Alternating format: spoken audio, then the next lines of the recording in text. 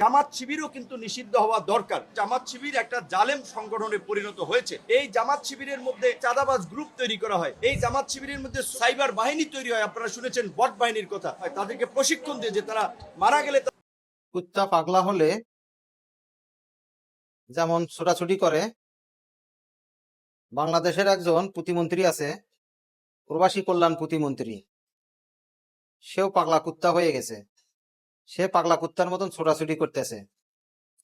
ইলিয়াস হোসেন একটা ভিডিও মাধ্যমে তার জীবনের সমস্ত কুকর্ম তুলে ধরার কারণে সে পাগলা কুত্তার মতন ছোটাছুটি করতেছে এবং বলতেছে সে নাকি জামাত শিবিরের রাজনীতি নিষিদ্ধ করে দিবে।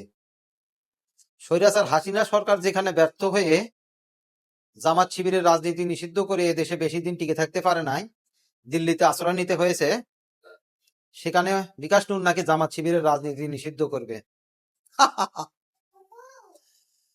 যেদিন জনগণ, এদেশের জনগণ তোর গলা টিপে ধরে তোর সমস্ত সম্পত্তির হিসাব নিবে, সেদিন বুঝতে পারবি।